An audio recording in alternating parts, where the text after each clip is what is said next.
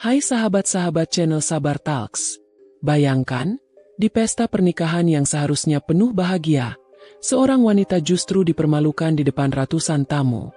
Dengan suara lantang, iparnya berteriak, "Kamu tak layak jadi keluarga kami." Padahal, wanita itu telah mengorbankan segalanya, termasuk 300 juta rupiah hasil jerih payahnya. Inikah harga dari kesetiaan? Atau memang darah keluarga lebih kejam dari sekadar orang asing? Mari kita bongkar kisah yang penuh air mata dan pengkhianatan ini. Namun sebelumnya, kalau kamu suka cerita yang menyentuh hati, klik subscribe sekarang juga ya. Jangan lupa like videonya. Dan tulis di komentar kamu nonton dari mana? Siapa tahu, ada teman satu kota di sini. Dan sekarang, mari kita mulai kisah hari ini.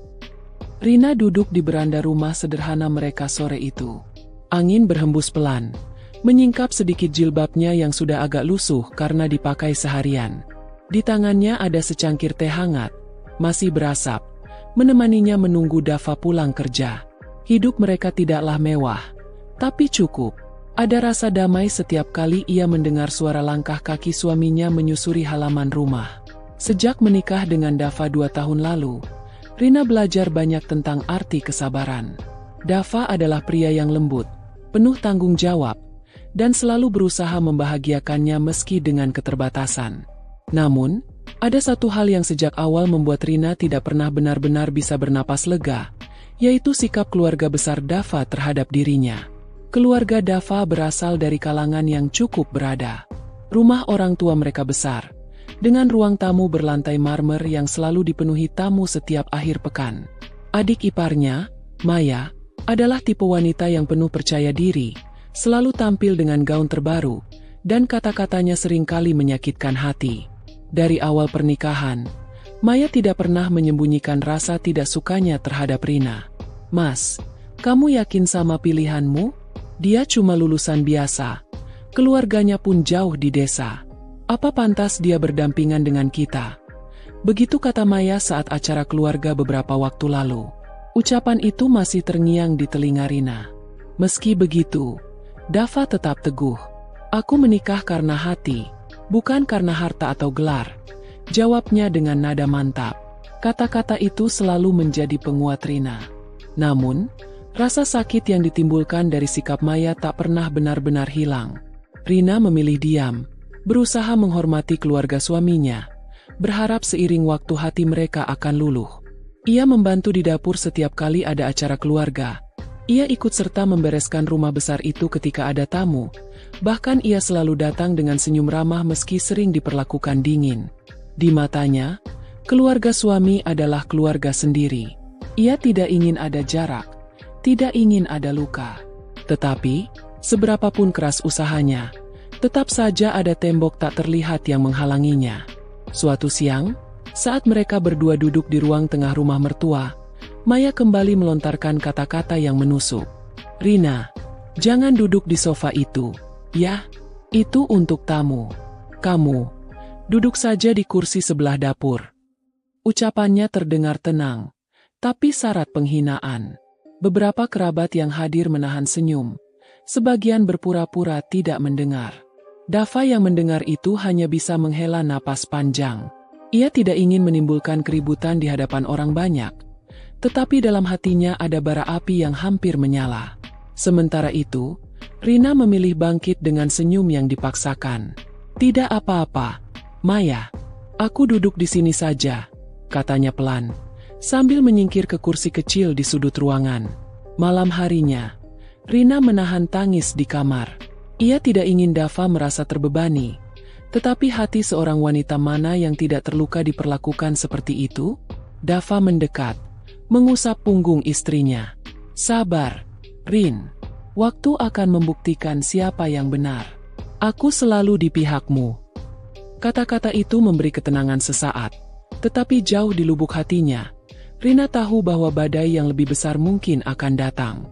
Ia tidak pernah menyangka bahwa luka kecil yang ia terima selama ini hanyalah awal dari penderitaan yang jauh lebih perih. Hari-hari berlalu dengan cepat. Rina tetap menjalani hidup sederhana bersama Dava. Ia membuka usaha kecil di rumah, menjual kue kering dan makanan ringan untuk menambah pemasukan. Dari situ, perlahan mereka bisa menabung. Dava bangga dengan kerja keras istrinya, meski keluarga besarnya tak pernah menganggap itu sesuatu yang berarti. Bisnis kecil begitu, apa bisa diandalkan? Sindir Maya suatu kali saat tahu Rina sibuk mengurus pesanan. Ia selalu punya cara untuk merendahkan. Tetapi Rina tetap tersenyum, menutup hatinya rapat-rapat agar tidak hancur oleh kata-kata itu. Hingga suatu hari, sebuah kabar besar datang.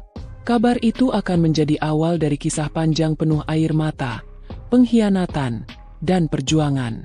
Kabar yang perlahan akan menyeret Rina ke titik terendah hidupnya, di mana harga diri dan kesetiaannya dipertaruhkan di depan semua orang. Kabar itu datang pada sebuah pagi yang tampak biasa. Matahari baru saja naik. Suara ayam masih terdengar samar dari kejauhan. Rina sedang sibuk di dapur, menyiapkan sarapan sederhana berupa nasi goreng dengan telur dadar. Aroma bawang putih tumis memenuhi ruangan, menenangkan pikirannya sejenak. Ia tidak menyangka, sebuah telepon dari mertua akan mengubah jalannya hari itu. "Rina, jangan lupa datang ke rumah besar sore nanti ya. Ada kabar bahagia yang ingin kami umumkan." Suara ibu mertua terdengar penuh antusias, berbeda dari biasanya yang dingin dan formal. Rina sempat bingung. "Baik, Bu. Nanti setelah Dava pulang kerja, kami ke sana." Telepon ditutup, meninggalkan tanda tanya besar di hati Rina. Kabar bahagia? Apakah ada yang ulang tahun? Atau ada anggota keluarga yang mendapat pekerjaan baru? Hatinya sedikit lega. Barangkali ini kesempatan untuk mendekatkan diri dengan keluarga besar. Sore itu, Rina dan Dava melangkah masuk ke rumah besar mertua. Ruangan sudah dipenuhi anggota keluarga dan beberapa kerabat dekat. Wajah-wajah tampak berseri. Suasana hangat berbeda dari biasanya. Rina menyapa dengan sopan, mencoba mengusir rasa kikuk yang muncul tiap kali ia masuk rumah itu. Di ruang tamu yang luas dengan lampu gantung kristal berkilauan, Maya berdiri di tengah dengan gaun indah berwarna biru muda. Wajahnya berseri-seri, seakan seluruh dunia berputar hanya untuknya. "Alhamdulillah, akhirnya aku resmi dilamar," seru Maya penuh semangat. Tamu-tamu bertepuk tangan, bersorak memberi selamat. Rina tersenyum, berusaha turut bahagia meski hatinya tercekat. Arman, pria mapan yang disebut-sebut Maya beberapa bulan terakhir, kini resmi menjadi calon suaminya. Ia bekerja di perusahaan besar, memiliki rumah megah, dan berasal dari keluarga terpandang. Pertunangan akan digelar bulan depan. Lalu, pernikahan akan diadakan secara besar-besaran. Semua harus hadir, jangan ada yang ketinggalan. Lanjut Maya dengan nada penuh kebanggaan. Rina menunduk, mengangguk pelan. Dava tersenyum tipis sambil menepuk bahu adiknya. Namun, di balik sorak-sorai itu, Rina merasakan tatapan dingin yang kembali mengarah padanya. Seakan semua kebahagiaan itu bukan untuk dibagi, melainkan untuk ditunjukkan bahwa Maya selalu berada di atas, sementara dirinya hanya penonton tak berarti. Malam itu, setelah acara bubar, keluarga besar duduk membicarakan rencana pesta. Ruang tengah penuh dengan suara riuh. Menu makanan, dekorasi, gaun pengantin, hingga daftar tamu undangan dibahas dengan serius. "Aku ingin pesta pernikahanku jadi yang terbesar sepanjang tahun ini," ujar Maya. Suaranya penuh ambisi. "Aku tidak mau kalah dengan pernikahan anaknya Pak Surya kemarin. Harus lebih megah, lebih mewah, lebih segalanya." Rina yang duduk di sudut hanya mendengarkan. Ia berusaha menahan diri agar tidak merasa tersisih. Tetapi di antara tawa dan perdebatan itu, tiba-tiba ibu mertua menoleh pada Dava. "Eva, nanti kita butuh bantuanmu, ya. Persiapan ini tidak sedikit. Biaya cukup besar. Kamu kan kakaknya Maya, jadi sudah sewajarnya ikut menanggung." Dava terdiam. Rina melirik wajah suaminya yang menegang. Ia tahu, penghasilan Dava sebagai pegawai biasa tidak akan cukup untuk menutup biaya pesta sebesar itu. Maya menyahut dengan nada merendahkan. "Iya, Kak. Jangan sampai pernikahan ini jadi bahan omongan hanya karena keluarga sendiri tidak ikut mendukung. Masa sih? Sebagai kakak kandung tidak bisa membantu?" Paling tidak tunjukkan kalau kakak peduli. Ucapan itu bagai belati. Rina tahu, yang dimaksud bukan hanya Dava, melainkan dirinya juga. Sebuah tuntutan terselubung yang membuat dadanya sesak. Malam itu, saat perjalanan pulang, suasana mobil hening. Rina memandang jalanan yang basah oleh gerimis. Dava menggenggam erat kemudinya, sesekali menghela napas panjang. "Rin, aku tahu kau dengar tadi," suara Dava parau, seakan menahan beban besar. "Aku tidak tahu harus bagaimana. Gajiku bahkan belum cukup untuk menutup kebutuhan rumah kita sendiri. Tapi mereka..." Suaranya terputus, menahan amarah yang ia sembunyikan. Rina terdiam sejenak, lalu menatap wajah suaminya yang lelah. "Mas, jangan khawatir. Kita punya tabungan, kan? Uang hasil usaha kue. Mungkin itu bisa dipakai. Aku ikhlas, Mas. Demi keluarga." Dava menoleh cepat. Wajahnya penuh penolakan. "Tidak, Rin. Itu hasil kerja kerasmu bertahun-tahun. Itu untuk masa depan kita, bukan untuk pesta yang bahkan tidak menghargaimu." Namun Rina tersenyum samar, meski hatinya sakit. "Justru karena mereka tidak menghargai, aku ingin tunjukkan. Mungkin dengan ini, mereka bisa melihat kalau aku benar-benar bagian dari keluarga." Dava terdiam, menatap istrinya dengan mata berkaca-kaca. Ia tahu, Rina terlalu baik, terlalu lembut hati, hingga rela mengorbankan dirinya demi orang-orang yang terus menyakitinya. Hari-hari berikutnya dipenuhi kesibukan. Persiapan pesta berjalan intens. Keluarga besar sering berkumpul di rumah mertua, dan setiap kali itu pula Rina ikut membantu. Ia ikut menyusun daftar undangan, mencatat pesanan catering, bahkan menyiapkan bingkisan untuk tamu. Semua ia lakukan dengan sabar, meski seringkali Maya melontarkan kata-kata menusuk. "Rin, jangan salah catat ya. Aku tidak mau ada tamu penting yang terlewat hanya karena kau ceroboh. Atau kalau tidak bisa membantu, lebih baik diam saja. Jangan sok sibuk." Setiap ucapan itu menorehkan luka baru. Namun Rina tetap bertahan, menutup luka dengan senyum tipis. Ia hanya ingin menjaga keharmonisan, meski harga dirinya hancur sedikit demi sedikit. Pada akhirnya, keputusan berat pun diambil. Dari tabungan usaha kue yang telah ia kumpulkan selama bertahun-tahun, Rina rela mengeluarkan uang dalam jumlah besar, 300 juta rupiah. Uang itu ia serahkan kepada mertua tanpa banyak bicara. Ibu mertua menerimanya dengan wajah datar, tanpa ucapan terima kasih yang tulus. Maya malah berkata, "Baguslah, akhirnya ada gunanya juga kalian. Jangan sampai pesta ini memalukan keluarga besar." Ucapan itu menusuk lebih dalam dari apapun. Rina tersenyum, tetapi di balik senyum itu ada air mata yang tak terbendung. Malamnya, ia menangis dalam diam. Dava memeluknya erat, berjanji suatu hari akan membalas semua pengorbanannya. Tetapi dalam hati Rina, ia hanya berdoa kepada Allah. Semoga segala keikhlasannya tidak sia-sia, meski manusia seringkali buta melihat ketulusan hati. Dan begitulah, roda kehidupan terus berputar. Pesta besar yang mereka banggakan semakin dekat. Di satu sisi, semua orang tampak bahagia. Tetapi di sisi lain, luka yang dalam sedang ditorehkan pada hati seorang wanita sederhana yang hanya ingin dianggap bagian dari keluarga. Ia tidak tahu bahwa di pesta itu kelak, semua pengorbanannya akan terbalas dengan penghinaan paling kejam. Tetapi sebelum sampai pada hari yang penuh luka itu, jalan panjang penuh tekanan sudah lebih dulu menanti.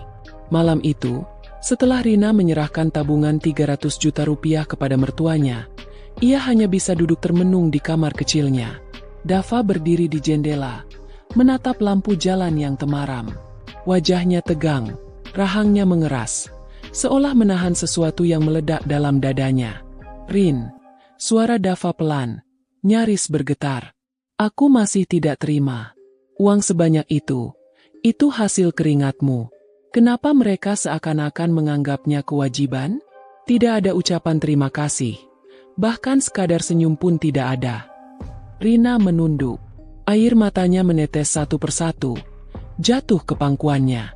Aku tahu, Mas. Tapi kalau ini bisa membuat mereka melihatku berbeda, aku ikhlas. Lagi pula, apa gunanya uang kalau bukan untuk membantu keluarga? Dava berbalik, menatap istrinya dengan mata merah. Tapi, Rin, mereka tidak pernah melihatmu sebagai keluarga.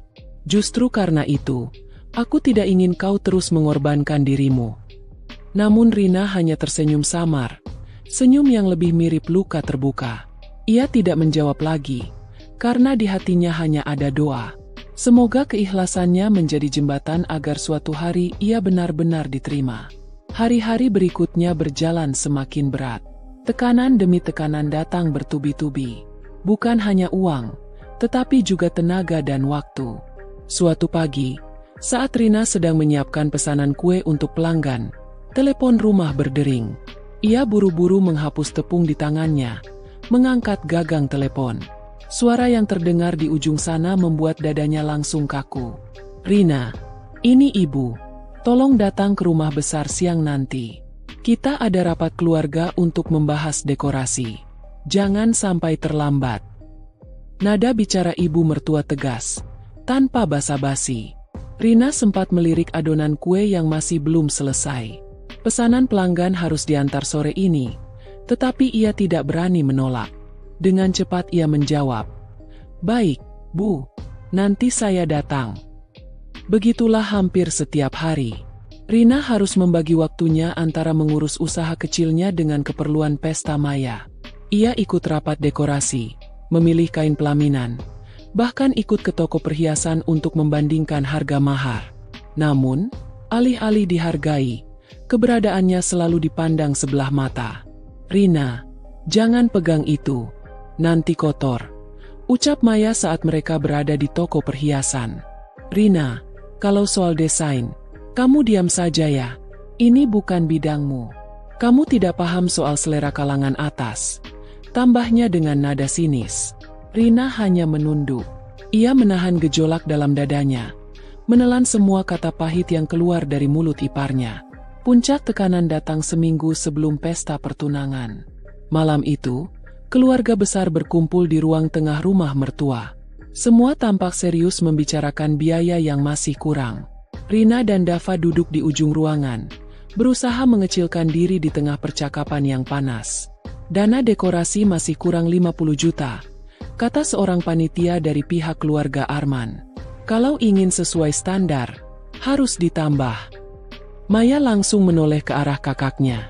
"Kak Dava, tolong tambah lagi, ya. Masa sih keluarga sendiri tidak bisa menutup kekurangan?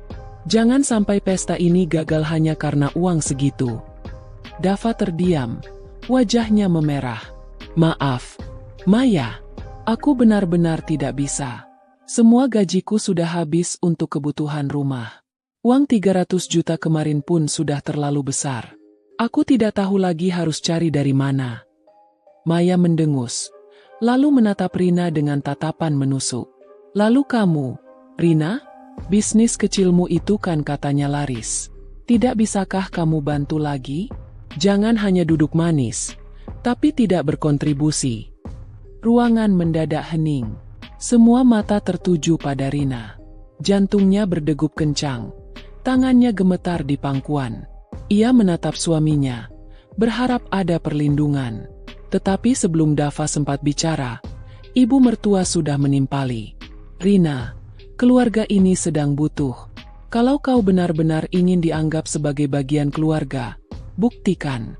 Jangan sampai orang mengira kau hanya menumpang hidup dari Dava."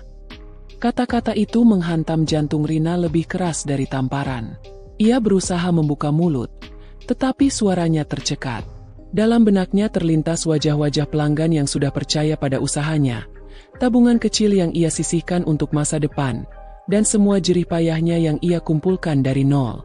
Tetapi di hadapan tatapan tajam keluarga besar, ia tidak punya pilihan.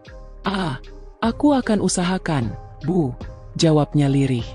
Dava langsung bangkit dari duduknya. "Cukup, jangan lagi menekan Rina. Dia sudah mengorbankan terlalu banyak. Uang 300 juta itu bukan jumlah kecil. Kalau kalian masih merasa kurang, silakan cari sendiri. Jangan lagi menjadikan istriku kambing hitam. Suasana ruangan menjadi tegang. Beberapa kerabat mencoba menenangkan, tetapi Maya melotot pada kakaknya. Kak Dava, jangan berlebihan. Ini untuk pesta keluargamu sendiri. Masa hanya begitu saja sudah merasa berat? Kau laki-laki, seharusnya bisa lebih bertanggung jawab. Dan kamu, Rina. Maya menatap tajam, suaranya syarat kebencian. Kalau benar-benar tulus, kamu tidak akan menghitung-hitung. Jangan pura-pura jadi malaikat hanya karena memberi sekali. Kata-kata itu seperti pisau yang ditancapkan berkali-kali. Rina menunduk semakin dalam. Air matanya jatuh tanpa bisa ditahan. Malam itu, setelah kembali ke rumah, Dava duduk termenung di ruang tamu. Ia tidak berbicara sepatah kata pun. Rina menghampirinya, menyentuh tangannya yang dingin. Mas, jangan marah. Aku tidak apa-apa. Dava menoleh. Matanya merah penuh amarah. Kamu tidak apa-apa? Rin, mereka menginjak harga dirimu di depan semua orang. Dan kamu bilang tidak apa-apa. Air mata Rina mengalir deras. Aku hanya tidak ingin hubungan keluarga ini semakin retak. Kalau dengan uang bisa membuat mereka menerima aku rela. Aku tidak ingin terus menjadi orang asing di mata mereka.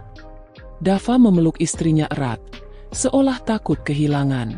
Kamu terlalu baik, Rin. Tapi aku janji suatu hari mereka akan menyesali semua yang telah mereka lakukan padamu. Hari-hari menjelang pesta menjadi semakin mencekik. Rina tetap ikut sibuk membantu, meski hatinya terluka. Ia menyiapkan bingkisan, merapikan undangan, bahkan ikut menata ruangan. Setiap langkah yang ia lakukan seolah tanpa arti di mata keluarga besar, tetapi ia tetap melakukannya. Namun, tanpa ia sadari, semua pengorbanan itu hanyalah awal. Pesta pertunangan yang megah akan segera digelar, dan di sanalah sebuah penghinaan baru kembali menanti. Aku hanya bisa menunduk menahan perih ketika mendengar bisikan-bisikan sinis yang terdengar begitu jelas di telingaku, seolah mereka tidak peduli bahwa aku masih berada di antara mereka. Rasa malu, marah, sekaligus hancur bercampur menjadi satu, menyesakkan dada hingga aku hampir tak bisa bernapas. Namun di tengah semua itu, aku hanya bisa menggenggam jemariku erat-erat, mencoba menenangkan diri agar tidak runtuh di hadapan mereka. Wajahku pucat, tapi aku memaksa untuk tetap berdiri. Sementara itu, iparku, Rani, menatapku dengan pandangan penuh kebencian yang seolah ingin menelanku bulat-bulat. Suaranya lantang, tanpa rasa bersalah sedikit pun. Kamu pikir uang bisa membuatmu pantas berdiri di sini? Kamu pikir dengan memberikan 300 juta, kamu sudah jadi keluarga kami? Salah besar. Kamu hanya numpang nama. Kamu hanya tamu yang kebetulan terikat lewat pernikahan.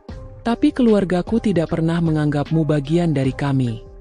Setiap kata-katanya seperti pisau yang menusuk langsung ke dadaku.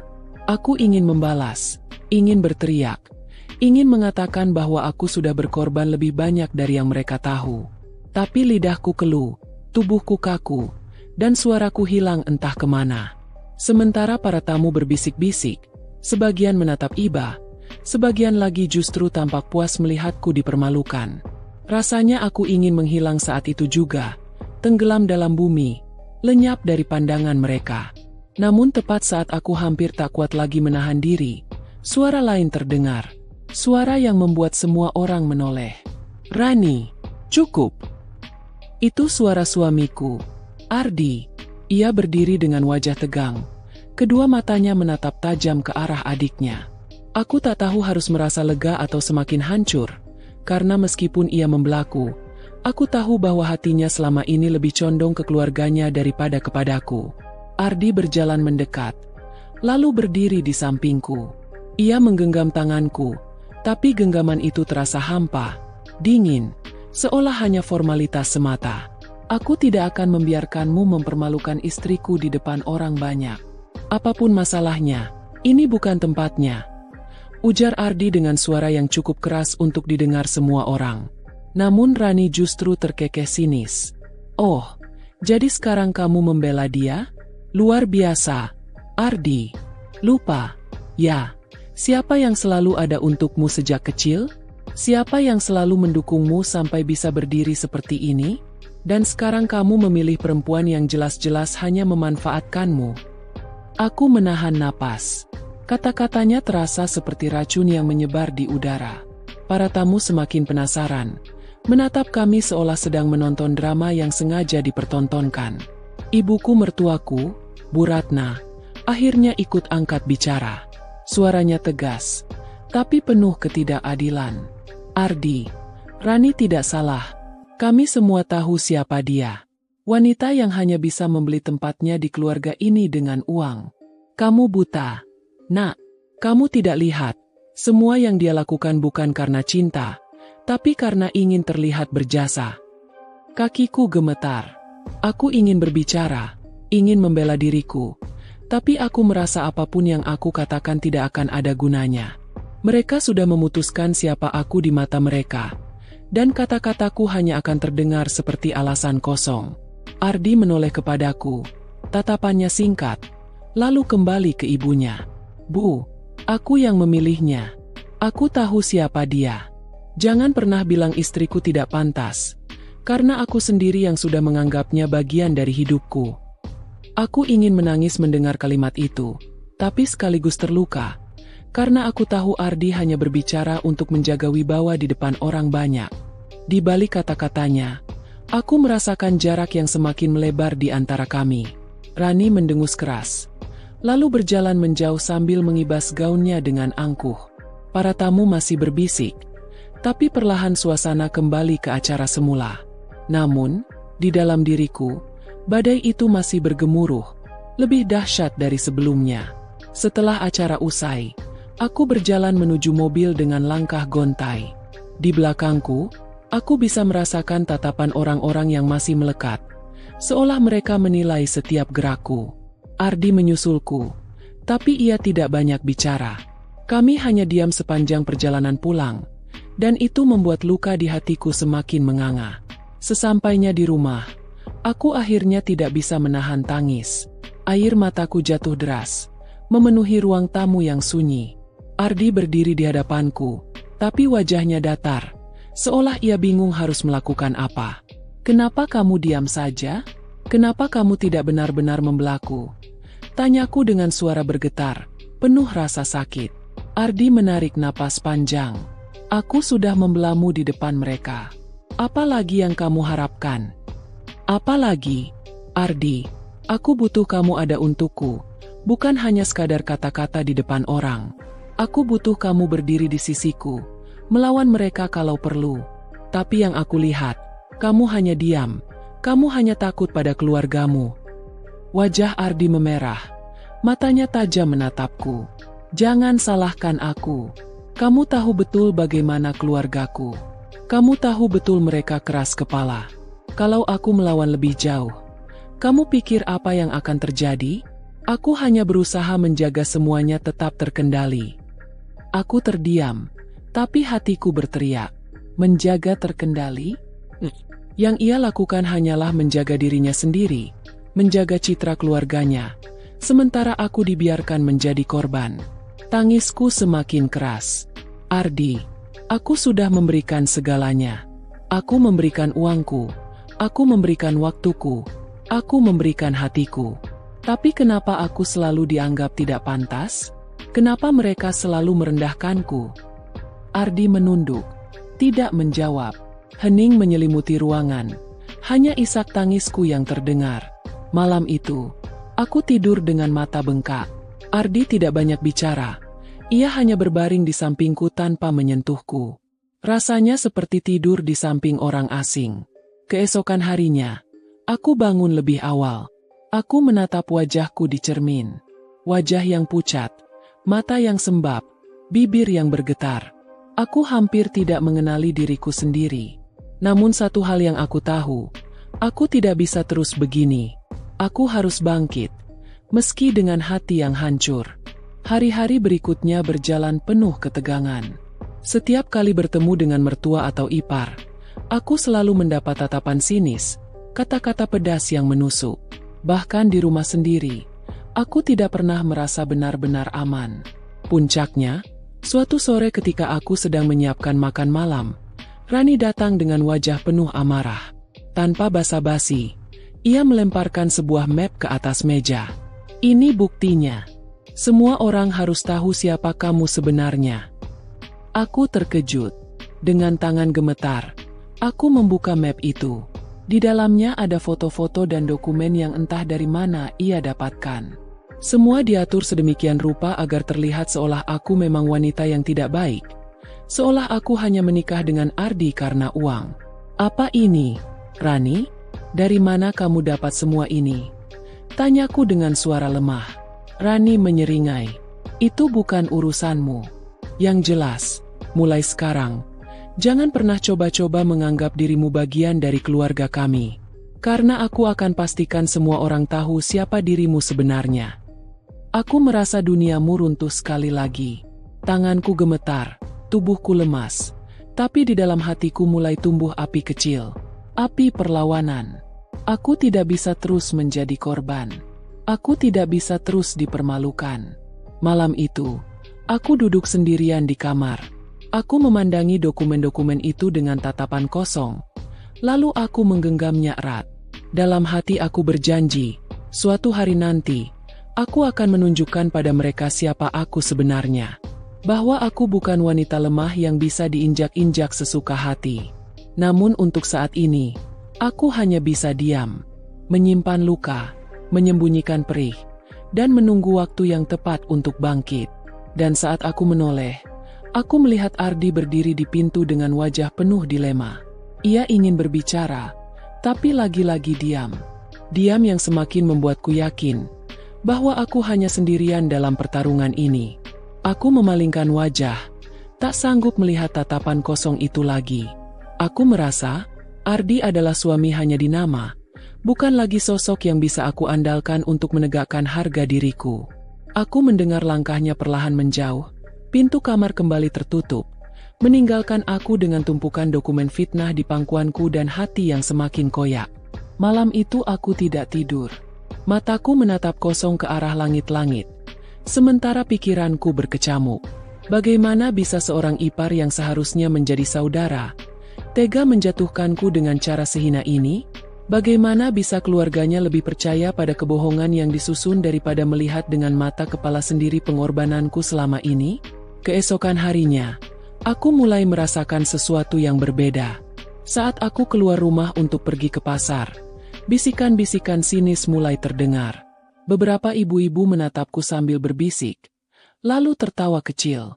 Ada yang sengaja menutup mulutnya dengan tangan, tapi matanya jelas-jelas menatap ke arahku dengan penuh cibiran. Aku mencoba untuk tidak peduli, tapi semakin aku berjalan, semakin jelas bahwa kabar fitnah itu sudah menyebar ke lingkungan sekitar. Nama baikku hancur, bukan hanya di mata keluarga suamiku, tapi juga di mata tetangga, kenalan, bahkan mungkin sahabat. Di pasar, seorang wanita yang biasanya ramah padaku tiba-tiba menarik diri. Saat aku menyapa, ia hanya menjawab singkat, lalu buru-buru pergi. Seolah-olah aku membawa penyakit yang menular hanya dengan keberadaanku. Aku pulang dengan tangan penuh belanjaan, tapi hatiku terasa kosong. Air mata jatuh begitu saja tanpa bisa kutahan. Sesampainya di rumah, aku langsung menaruh barang-barang di dapur, lalu terduduk di kursi dengan wajah tertutup kedua tangan. Tidak lama kemudian, Ardi pulang. Ia melihatku dalam keadaan menangis, tapi ia hanya berdiri di ambang pintu, menatap tanpa banyak bicara. Aku mengangkat wajahku, mataku basah, lalu berkata dengan suara bergetar, "Ardi, kamu tahu? Mereka semua sudah mendengar fitnah itu. Mereka percaya aku hanya menikahimu demi uang. Apa kamu tidak akan melakukan apa-apa?" Ardi menghela napas panjang, lalu duduk di kursi seberangku. Aku tidak bisa mengendalikan apa yang orang katakan. Dina, orang akan selalu bicara, apalagi kalau Rani yang menyebarkannya. Aku menatapnya tak percaya. Itu saja? Itu jawabanmu? Kamu akan diam saja, sementara aku dipermalukan di depan orang banyak. Ardi menunduk. Aku hanya tidak ingin memperkeruh keadaan. Kalau aku melawan, mereka hanya akan semakin membencimu. Percayalah, lebih baik kita diam sampai semuanya reda dengan sendirinya. Hatiku seperti ditusuk pisau berkali-kali. Diam? Baginya, diam adalah solusi. Padahal bagi aku, diam adalah hukuman. Diam adalah tanda bahwa aku tidak berarti apa-apa. Hari-hari berikutnya menjadi neraka bagiku. Rani semakin gencar menyebarkan fitnah. Ia bahkan mengirim pesan ke beberapa kerabat jauh, menyebarkan dokumen-dokumen yang ia buat seolah-olah itu bukti nyata. Foto-foto diedit, cerita dipelintir. Semua disusun agar aku terlihat seperti wanita licik yang memanfaatkan Ardi demi harta. Puncaknya, suatu malam ketika keluarga besar berkumpul di rumah mertua, aku datang bersama Ardi. Meski hatiku sudah berat, dari awal masuk, aku sudah merasakan suasana dingin. Tidak ada senyum, tidak ada sapaan hangat. Semua tatapan penuh tuduhan. Bu Ratna, mertuaku, membuka percakapan dengan suara lantang. Dina, sebaiknya kamu jujur di depan kami semua. Apa benar kamu menikah dengan Ardi hanya demi uang? Karena kami sudah punya banyak bukti. Jangan pura-pura polos lagi. Dadaku sesak. Aku menoleh ke Ardi, berharap ia akan berbicara. Tapi suamiku hanya menunduk. Diam 1000 bahasa. Aku tahu, sekali lagi aku harus berdiri sendiri. Dengan suara bergetar, aku berkata, "Saya tidak pernah menikah demi uang, Bu. Saya menikah karena cinta. Saya mencintai Ardi, meskipun mungkin di mata kalian saya tidak pantas. Tapi jangan pernah katakan saya hanya memanfaatkan, karena semua yang saya lakukan adalah tulus." Rani tertawa keras, sinis. "Tulus? Kalau tulus, kenapa kamu keluarkan 300 juta hanya supaya diterima di keluarga ini? Jangan munafik. Dina, semua orang tahu kamu membayar jalanmu sendiri." Aku tercekat. Kata-katanya membuat seluruh ruangan bergemuruh dengan bisikan. Aku ingin menjelaskan, ingin berkata bahwa uang itu bukan untuk membeli cinta, melainkan untuk membantu keluarga ini yang sedang kesulitan. Tapi siapa yang akan percaya? Aku menoleh lagi ke arah Ardi. "Kamu yang tahu kebenarannya. Katakan, Ardi. Katakan pada mereka bahwa aku tidak pernah memaksa, bahwa aku melakukan itu karena ikhlas."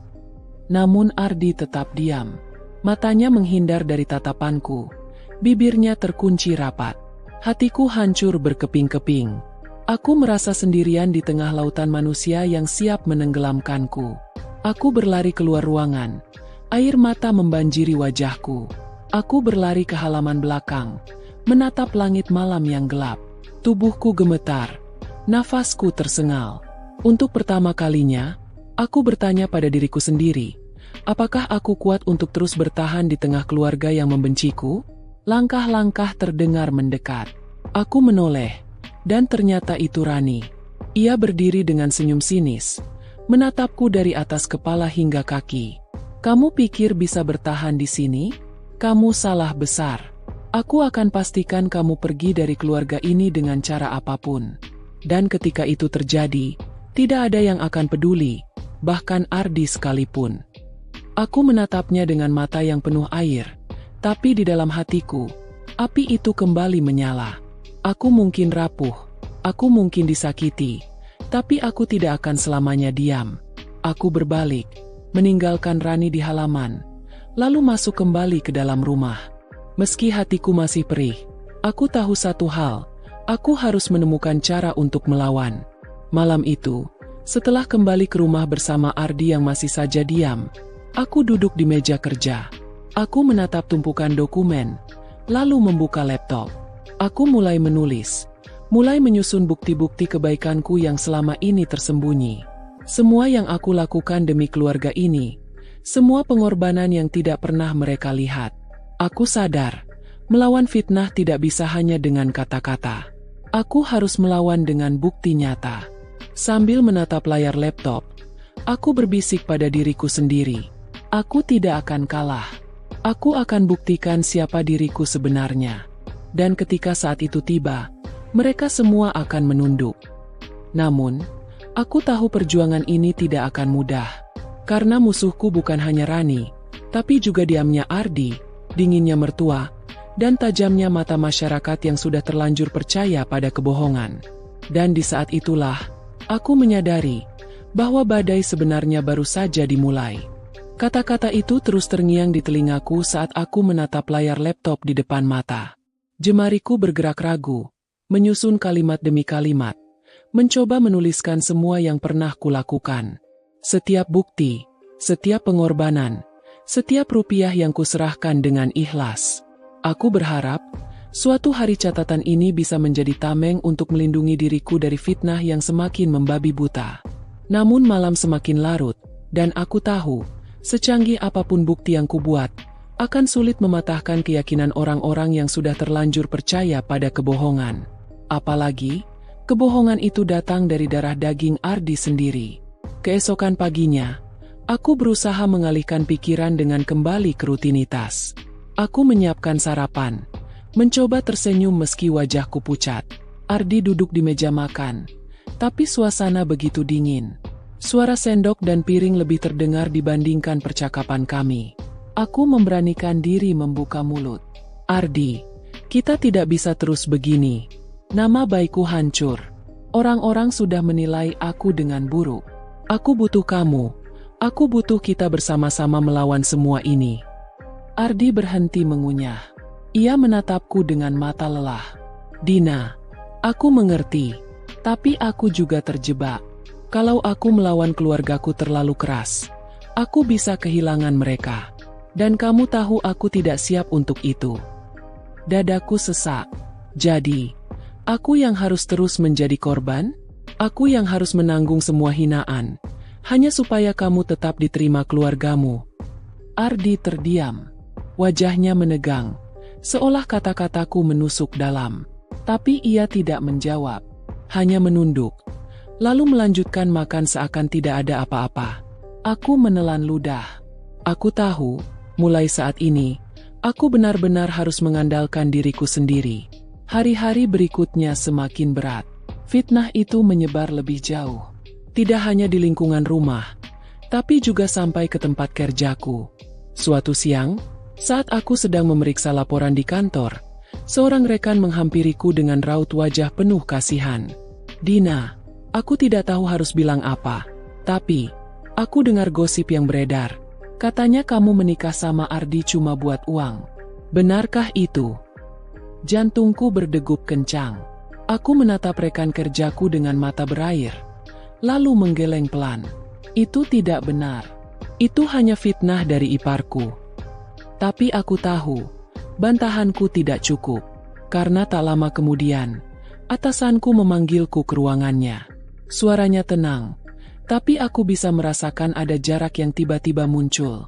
Dina, kamu pegawai yang baik. Kerja kerasmu tidak pernah kami ragukan. Tapi gosip ini sudah sampai ke telinga manajemen. Kami tidak bisa membiarkan nama perusahaan ikut tercoreng karena masalah pribadimu. Aku tercekat. Pak, saya tidak bersalah. Itu semua fitnah. Atasanku menghela napas panjang. Saya percaya kamu, tapi masalahnya, orang lain belum tentu. Untuk sementara, saya sarankan kamu mengambil cuti, biar suasana mereda. Tubuhku lemas. Aku keluar dari ruangannya dengan langkah gontai. Rasanya dunia benar-benar menutup pintunya di hadapanku. Di rumah, aku mencoba bercerita pada Ardi. Tapi lagi-lagi, reaksinya membuatku semakin sakit hati. Ya sudah. Kamu ambil cuti saja dulu. Tidak usah terlalu dipikirkan. Nanti juga hilang sendiri gosipnya. Aku menatapnya dengan mata merah. Ardi, ini bukan sekadar gosip. Ini menghancurkan hidupku. Nama baikku, karierku, harga diriku, semuanya hancur. Dan kamu hanya bilang nanti juga hilang. Ardi bangkit. Suaranya meninggi. Kalau kamu terus-terusan menuntut aku melawan keluargaku, kamu kira aku bisa tenang? Kamu kira aku bisa hidup damai? Aku di posisi sulit. Dina. Aku gemetar. Air mataku jatuh. Bukan hanya karena luka dari fitnah, tapi juga karena suamiku sendiri tidak bisa menjadi pelindung. Malam itu, Aku duduk sendirian di ruang tamu. Rumah begitu sepi.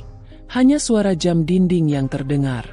Aku meraih map berisi dokumen fitnah yang pernah dilemparkan Rani ke hadapanku. Kubuka satu persatu. Lalu kubandingkan dengan catatan yang kususun di laptop. Aku tahu, kalau aku tidak bergerak, aku akan hancur selamanya. Di tengah keputusasaan, sebuah ide mulai terlintas. Jika mereka menyerangku dengan fitnah, maka aku harus melawan dengan kebenaran. Aku harus mencari saksi, orang-orang yang tahu bagaimana aku sebenarnya. Beberapa hari kemudian, aku mulai mendatangi orang-orang yang pernah kubantu. Aku menemui seorang teman lama yang tahu bagaimana aku berusaha keras membantu Ardi ketika keluarganya terlilit hutang. Aku menemui tetangga yang tahu betapa aku selalu berkorban untuk keluarga besar, meski seringkali aku sendiri kekurangan. Tapi tidak semua orang berani bicara. Ada yang takut dimusuhi keluarga besar Ardi, ada yang memilih diam karena tidak mau terlibat. Aku mengerti, tapi itu membuat langkahku semakin berat. Suatu sore, ketika aku pulang dari menemui salah satu saksi, aku melihat Rani berdiri di depan rumah dengan wajah penuh kemenangan. Ia tersenyum sinis saat aku turun dari motor. "Kamu sibuk, ya? Keliling cari orang buat bela diri? Buang-buang tenaga saja. Tidak ada yang akan percaya padamu. Karena di mata semua orang, aku adalah darah daging keluarga ini, sementara kamu cuma orang luar." Aku menatapnya dengan tatapan tajam, meski dalam hati aku gemetar. Suatu hari nanti, kebenaran akan bicara. Dan saat itu tiba, kamu tidak akan bisa lagi bersembunyi di balik status keluargamu. Rani tertawa keras. Kebenaran? Dunia ini tidak peduli pada kebenaran. Dina, dunia hanya peduli pada siapa yang punya suara lebih keras. Dan kali ini, suaraku lebih keras daripada kamu. Aku melangkah masuk ke rumah, meninggalkannya dengan tawanya yang menghantui. Di dalam kamar, aku terjatuh di ranjang, air mata mengalir deras. Tapi di balik tangisan itu, ada tekad yang semakin mengeras. Aku tidak boleh menyerah. Aku harus terus berjuang, meski semua pintu menutupku.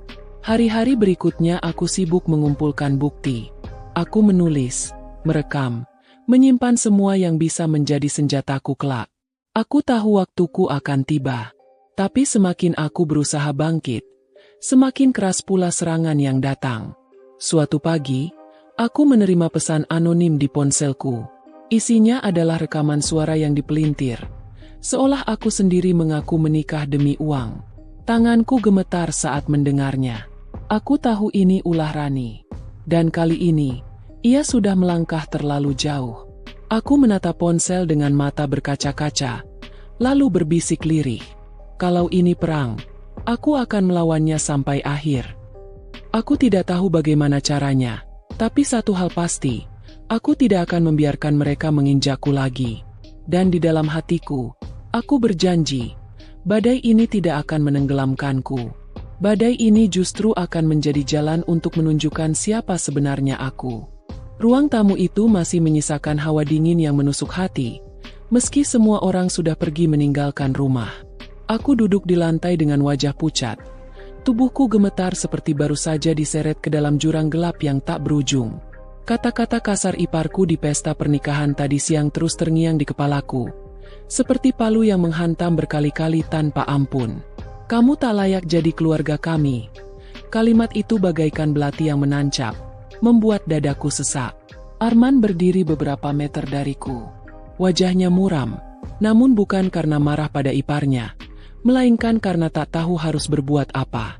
Dia hanya menatapku, lalu menghela napas panjang, seolah kelelahan dengan semua drama yang terjadi. Aku menoleh dengan tatapan penuh luka, berharap dia akan menghampiriku, memelukku, atau setidaknya menenangkanku. Tapi langkah itu tak pernah datang. "Kenapa kamu diam saja, men?" Suaraku parau, hampir tak terdengar. "Kamu lihat sendiri kan, bagaimana mereka mempermalukan aku di depan semua orang? Apa aku salah?" Arman hanya memejamkan mata. Tangannya mengepal kuat. "Aku tidak ingin memperkeruh suasana. Sayang, kalau aku melawan mereka tadi, pesta bisa kacau. Aku tidak mau mempermalukan keluarga kita lebih jauh. Aku tersentak. Mempermalukan keluarga kita? Lalu bagaimana dengan aku? Aku yang dipermalukan. Aku yang jadi bahan tertawaan tamu undangan. Apa kamu tahu betapa hancurnya hatiku tadi? Air mata jatuh deras. Tanpa bisa kutahan. Dia mendekat, menunduk di hadapanku, mencoba menyentuh tanganku, tapi aku menarik diri. Cukup, men. Aku sudah terlalu lelah. Selama ini aku selalu mengalah. Tapi ternyata tetap saja dianggap sampah. Aku bahkan rela membantu pernikahan adikmu dengan uang yang aku kumpulkan susah payah. Tapi balasannya, aku diusir dari keluarga mereka. Arman terdiam. Bola matanya berkaca-kaca. Namun bibirnya tetap terkunci. Ia seperti laki-laki yang kehilangan kendali atas rumah tangganya sendiri, terjebak di antara istri yang terluka dan keluarga yang tak henti menekan. Malam itu terasa panjang. Aku memilih masuk ke kamar, mengunci pintu, dan menangis sampai mata bengkak. Sementara Arman tertinggal di ruang tamu, duduk di sofa dengan kepala tertunduk.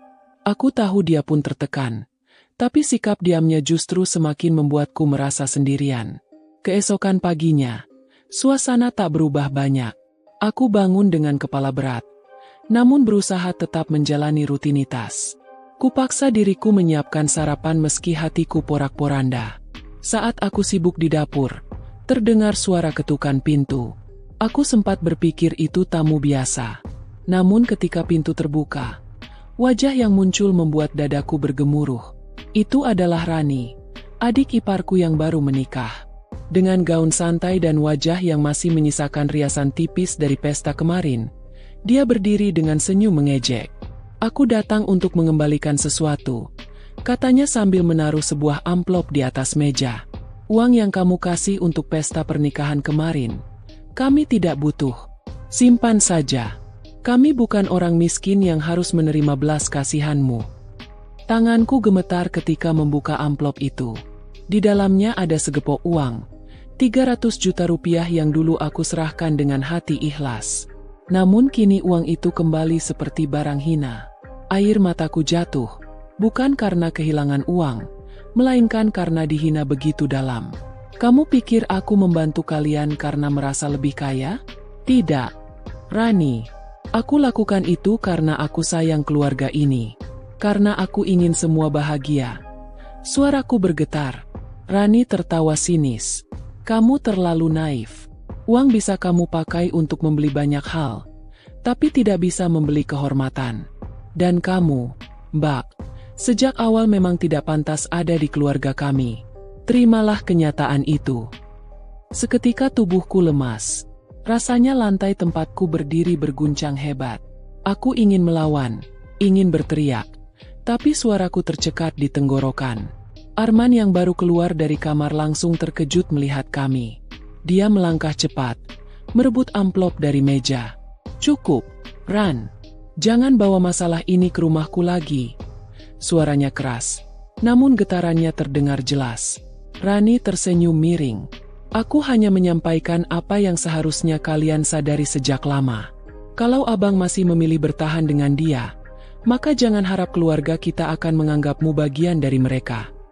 Tanpa menunggu jawaban, Rani pun pergi meninggalkan rumah. Pintu ditutup keras di belakangnya, meninggalkan keheningan yang menusuk. Aku terjatuh di kursi, memeluk wajahku dengan kedua tangan. Arman, aku tidak kuat lagi. Dia menatapku, bingung, seperti terperangkap dalam dilema besar. Sabar, sayang. Aku janji, aku akan bicarakan ini dengan orang tua. Aku menoleh padanya dengan tatapan pedih. Bicarakan? Kamu pikir semua akan selesai hanya dengan bicara? Mereka sudah menghina aku berkali-kali. Sampai kapan aku harus diam? Hari-hari setelah itu menjadi lebih berat. Setiap kali aku keluar rumah, aku merasa ada mata yang menatap sinis, seolah kabar tentang peristiwa di pesta pernikahan itu sudah menyebar luas. Para tetangga mulai berbisik-bisik di belakangku, membuat langkahku terasa semakin berat. Suatu sore, aku pulang dari pasar dengan wajah lelah. Di depan rumah, Aku melihat ibuku sendiri duduk di teras, menungguku. Dia menatapku dengan pandangan penuh iba. Aku dengar apa yang terjadi di pesta kemarin. Katanya pelan. Anakku, sampai kapan kamu mau bertahan seperti ini? Kamu sudah beri segalanya. Tapi mereka tetap saja menginjak harga dirimu. Aku tak bisa menahan tangis. Langsung memeluk ibuku erat. Bu, aku bingung. Aku sayang sama Arman. Tapi keluarganya membuat hidupku hancur. Apa aku harus menyerah? Ibuku mengusap punggungku, menenangkan. Kesabaran ada batasnya. Nak, kalau suamimu tidak mampu melindungimu, kamu harus melindungi dirimu sendiri. Kata-kata itu menusuk dalam, membekas di pikiranku. Malam itu aku tidak bisa tidur. Aku merenung lama, menimbang cinta yang masih aku miliki untuk Arman, melawan luka yang semakin hari semakin dalam. Dan untuk pertama kalinya, terbersit di hatiku keinginan untuk pergi. Namun sebelum aku benar-benar membuat keputusan, sebuah kabar mengejutkan datang. Arman pulang larut malam dengan wajah pucat pasi. Dia duduk di sampingku, menggenggam tanganku erat. Aku baru dari rumah orang tua, katanya lirih. Mereka bilang kalau aku tetap bersamamu, aku akan dicoret dari warisan keluarga.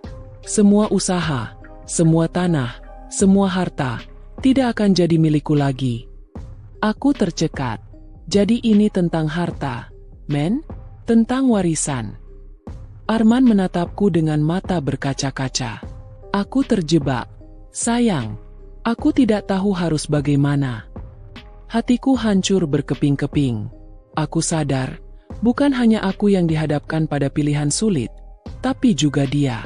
Namun luka yang aku rasakan terlalu dalam untuk diobati hanya dengan kata-kata. Malam itu, aku menatap langit-langit kamar. Air mata mengalir tanpa henti. Dalam hati aku berdoa, memohon kekuatan kepada Allah, karena aku tahu badai yang lebih besar sedang menantiku. Tapi aku tahu, ini baru permulaan. Ancaman keluarga Arman tidak akan berhenti di sini. Justru setelah keputusan ini, badai yang lebih besar sedang menunggu di luar sana. Dan benar saja, badai itu datang lebih cepat daripada yang kami bayangkan. Keesokan harinya, telepon Arman berdering tanpa henti. Rekan-rekan bisnisnya satu persatu mundur. Kontrak yang sudah disepakati tiba-tiba dibatalkan, dan rekening perusahaan mendadak dibekukan. Apa-apaan ini? Arman meremas rambutnya dengan wajah pucat. Mereka benar-benar melakukan ini. Sayang, mereka pakai pengaruh keluarga untuk menghancurkan aku. Aku menatapnya, perih di dada semakin dalam. Men, kita masih bisa bangkit. Kita bisa mulai dari nol, asalkan kita bersama. Namun kata-kataku tidak cukup menenangkan hatinya. Arman berjalan mondar-mandir. Wajahnya diliputi kegelisahan. Kamu tidak mengerti.